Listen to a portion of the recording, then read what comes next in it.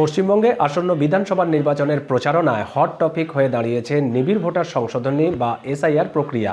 ইস্যুটি নিয়ে ভোটের লড়াইয়ে বাদানুবাদে ব্যস্ত বিজেপি ও তৃণমূল কংগ্রেস। শনিবার মুর্শিদাবাদের জঙ্গিপুরে প্রচারে এসে প্রধানমন্ত্রী নরেন্দ্র মোদী অভিযোগ করেন, অবৈধদের ভোটে বাংলায় অনুপ্রবেশকারীদের সরকার বানাতে চায় তৃণমূল কংগ্রেস। আসন্ন নির্বাচনে বিজেপি পশ্চিমবঙ্গে ক্ষমতায় আসবে বলেও প্রত্যাশা ব্যক্ত করেন নরেন্দ্র মোদী। क्या आप घुसपैठियों की सरकार बनने देंगे? घुसपैठियों की सरकार चलने देंगे? घुसपैठियों को सरकार में आने देंगे?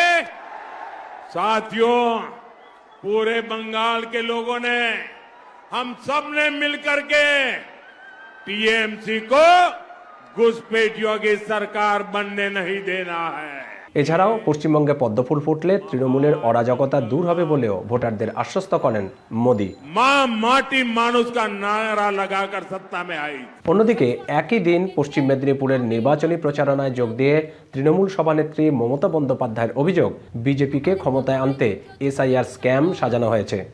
এসআইআরটা একটা বড় স্ক্যাম, এটা এসআইআর নয়। বিজেপিকে ক্ষমতায় আনবার জন্য একক প্রচেষ্টা, একটা বড় স্ক্যাম, এটা মাথায় রাখবেন।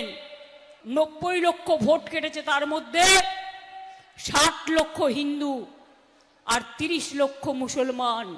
মমতার আরও অভিযোগ, পশ্চিমবঙ্গকে টুকরো টুকরো করতে চায় কেন্দ্রের শাসক দল বিজেপি। এই কারণে নির্বাচনী প্রচারণার সময় সংসদের ডিলিমিটেশন বিল উত্থাপন করা হচ্ছে।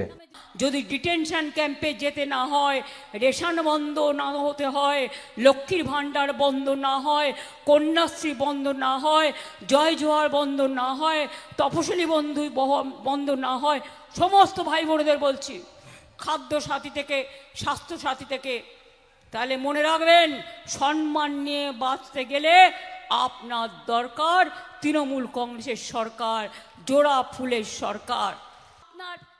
জনসভায় তৃণমূলকে ফের ক্ষমতায় আনতে ভোটারদের আহ্বান জানান মমতা। কে প্রার্থী এটি ভুলে 294 আসনে নিজেই জোড়া ফুলের প্রার্থী বলেও জানান তৃণমূল সভানেত্রী। কে প্রার্থী ভুলে যান। দীপক দেবনাথ, এখন, কলকাতা।